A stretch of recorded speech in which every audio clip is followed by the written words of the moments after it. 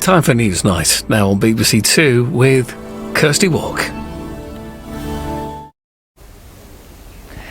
Once upon a time, the Prime Minister called for a high-wage economy. But is that out of reach for millions now as the government calls for wage restraint and the rail strike kicks off?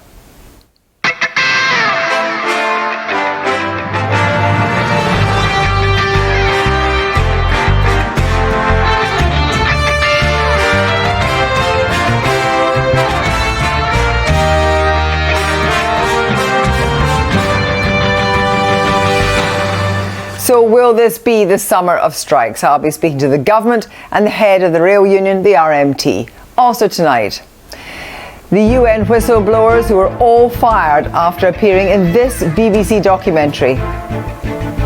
The idea is to try to discredit the whistleblower. It's about a culture of fear. And as we're harking back to the 70s,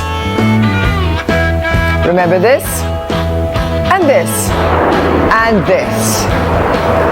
I'll be asking the former Blue Peter presenter Peter Purves and the former Vogue editor-in-chief Alexander Shulman if there was more to the 70s than strife. Good evening. We're moving inexorably towards midnight and the biggest rail strike in almost 30 years. The shutdown will affect up to 50,000 rail workers, and if talks fail again, there's the prospect of a repeat performance of the three-day action over the next few weeks. The government says it's staying out of the dispute and insists its plans for the rail industry reforms will create a sustainable growing railway. Network Rail, which is responsibility of the government, is looking to make £2 billion of savings over the next 2 years.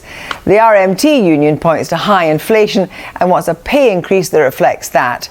So why have the talks been so unproductive? I'll be asking the head of the RMT and a government minister, but first here's our political editor, Nick Watt.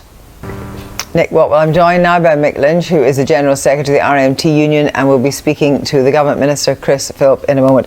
Mick Lynch, first of all, thank you very much for coming in. If nothing comes of the strikes, you said you're going to go on.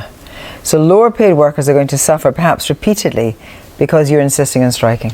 Thank you both very much indeed. A documentary by the BBC on whistleblowing at the UN has revealed shortcomings in the way revelations are managed. The film showed that the UN has no independent mechanism for whistleblowers. Staff complaints can only be investigated internally, and the most serious allegations are examined by the Office of Internal Oversight Services. It has no legal powers and is not accountable to any other organisation. The contributors who took part in the documentary all used to work for the UN.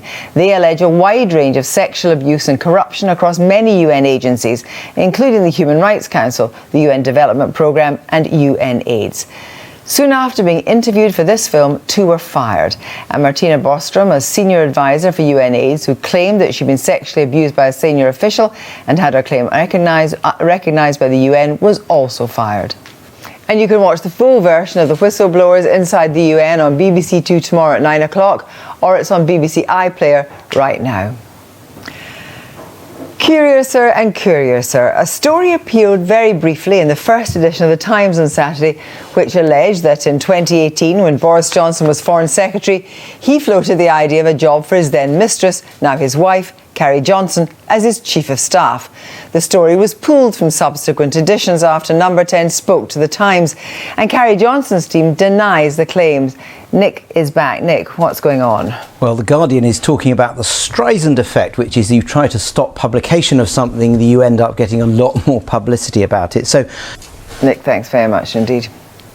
Now, will the rail strike presage a summer of discontent with claims of pay and conditions piling up from junior doctors to teachers to barristers to NH staff more broadly? Commentators are raising the spectre of a return to the 70s. But the 70s weren't all bad. After all, there was glam rock and the Sex Discrimination Act and The Godfather and Play for Today. Well, we're joined now by Peter Purves, Blue Peter presenter from 1967 to 1978, and the former editor-in-chief for Vogue magazine, Alexander Shulman. Good evening, both of you. Peter Purves, first of all, you were on Blue Peter then. It was a decade of strikes, but how did you see it? What do you remember? Our memories could go on forever, but thank you very much indeed. We've run right out of time. Not from the 70s, but from us right now. That's it. See you tomorrow. Goodbye.